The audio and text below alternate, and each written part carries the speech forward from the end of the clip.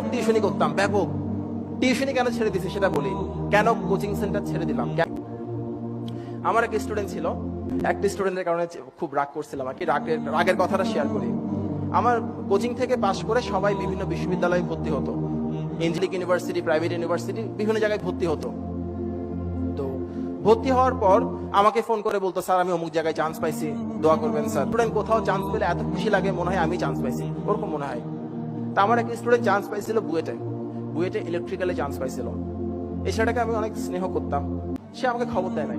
তো ভাবলাম ছোট মানুষ খবর দিতে ভুলে গেছে, আমিই ফোন করি। আমি ফোন করলাম, ফোন করে ওকে কংগ্রেচুলেট করলাম। এরপর বললাম, তুমি আমাকে একটা ফোন করবা না বোকা, খবর দিবা না, এত বিশাল একটা খুশির সংবাদ বলো নাই কেন? তখন সে আমারে বললো, স্যার আপনি ফোন করেন নাই কেন? আমি বললাম, আচ্ছা সরি, আমি আসলে ভুলে গেছি। আমাকে বলে, স্যার ইটস ওকে, অসুবিধা নাই। তো আমি, আচ্ছা আচ্ছা, তো তুমি একদিন কোচিং এ আসো, তোমাকে একটু মিষ্টি মুখ করাই, তুমি এত কষ্ট করছো, চান্স পাইছো। বলে, স্যার আমি আসলে একটু ব্যস্ত আছি, আমি সময় পেলে আসবো স্যার। আরে ও আচ্ছা, সমস্যা নাই স্যার, আমি আসবো, সময় পেলে আসবো স্যার। আচ্ছা ঠিক আছে থ্যাংক ইউ, ভালো করে পড়ো। বলে, স্যার একটা বুদ্ধি দিই আপনাকে। আরে হ্যাঁ বলো।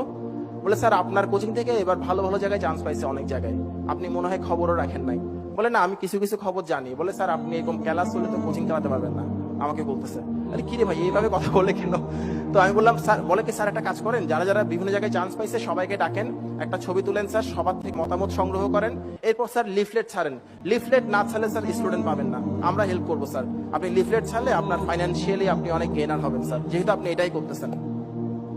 তখন আমার কাছে মনে হচ্ছিল কেউ একজন আমার গালের মধ্যে ঠাস ঠাস করে জল লাগাই দিছে। আমি কাকে পড়াইছি?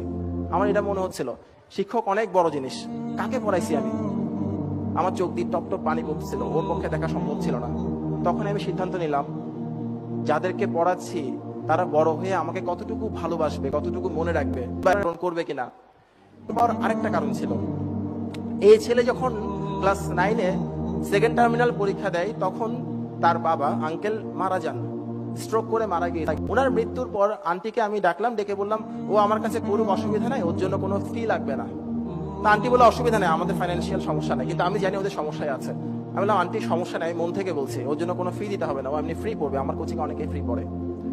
যে ছেলেকে আমি ওই সময় থেকে শুরু করে 3.5 বছর পড়াইছি, একটা পয়সাও নিই নাই, সেই ছেলে যখন আমাকে শেখাই কিভাবে পয়সা কামাতে হয়, সে পয়সা আমার দরকার নাই, ওই জন্য আমি ছেড়ে দিচ্ছি কোচিংটা। আরেকটা ঘটনা ঘটছিল, আমি যখন পড়াচ্ছি আমার ডিগ্রি কমপ্লিট করতেছে না, তখন আমার স্টুডেন্টের গার্ডিয়ানরা বাইরে গিয়ে বিভিন্ন কথা বলতো, যে স্যার তো শুধু মাস্টারি করতেছে, কোনো মাস্টারি হচ্ছে বা শিক্ষকতা হচ্ছে আমাদের সব সমাজে সবচাইতে সম্মানিত। গার্ডিয়ানরা বাইরে বলতো, স্যার ওদের সারা জীবন মাস্টারি করে কাটাই দিবে বলতো। আবার অনেকে বলতো, আসলে স্যারের পক্ষে এর চাইতে ভালো কিছু করা সম্ভব না, ওই জন্যই আমাদের ছেলে মেয়েকে পড়াচ্ছে। আমার অনেক গার্ডিয়ান এসে আমাকে কথাটা বলে দিত, যে স্যার লোকজন এভাবে করে বলে, আপনি স্যার আপনার ডিগ্রিটা কমপ্লিট করেন, শুনতে খুব খারাপ লাগে স্যার।